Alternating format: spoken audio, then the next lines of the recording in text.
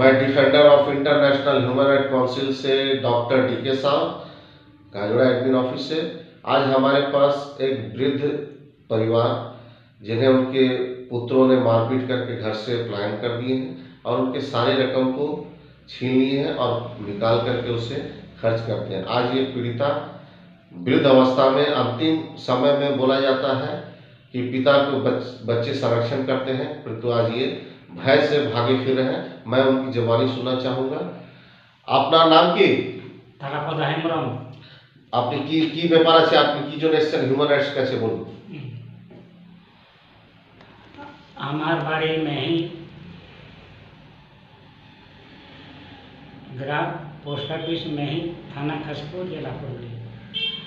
আমার বাড়ি থেকে যে পরিবারগুলো আছে, পরিবারের ছেলেগুলো আমাকে মাঝে মাঝে ধমকাধমকি করে, আর তারপরে বাইরে যাই, আবার বাড়িতে যাই। তারপর ছেলেগুলো একদিন সন্ধ্যার সময় খুব নির্যাতন করে। তারপর পরের দিনে সকালে টানা হেঁচড়া করে ঘাড়ে ধরে বার করে দিয়েছিল। এখন তারপর আমাকে আত্মীয় বাড়িতে ওরা পাঠিয়ে দেয়। সেই সময় আমার ব্যাংকের যে টাকা পয়সা ওরা তুলে নিয়েছে, এবং কি করে তুলছে তা আমার জানা নাই। এই বাইরে এখন আছি আমি, আমার হাতে তো কিছু নাই।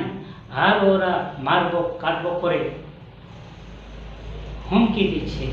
ব্যাংকেও তারা শুনছি, ব্যাংকেও গার্ড দিচ্ছে, এলাকাতেও গার্ড দিচ্ছে, বিভিন্ন কোর্টেও গার্ড দিচ্ছে। আপনাকে কে মারছে? আমার ছেলেগুলো। ছেলের নাম কি? ছেলের নাম হচ্ছে সুদেব হেমব্রম, কালেশ্বর হেমব্রম আর বুদ্ধেশ্বর হেমব্রম। তারা বাড়িতে ঢুকতে দিচ্ছে না? না, ওরা কিন্তু আমাকে বাড়িতে ঢুকতে দিচ্ছে না।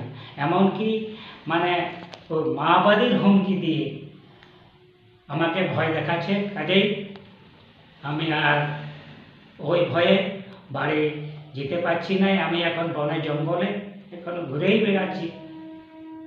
আমার হাতে এখন কিছু নাই যাহাতে আমি আমার বাড়ি যেতে পারি এবং আমার ছেলের উপরে আইনত যা হয় করা হোক। चलिए, मैं प्रयास करूंगा defender of international human right council की तरफ से कि जो भी शिकायत जाए प्रशासन उस पर कार्रवाई करे और पीड़ित पिता को उनके घर में वापसी करवाए और आरोपियों को गिरफ्तार करके उस पर जो गलती की उनका सजा उन्हें देने में सक्षम हो पाए। धन्यवाद, नमस्कार।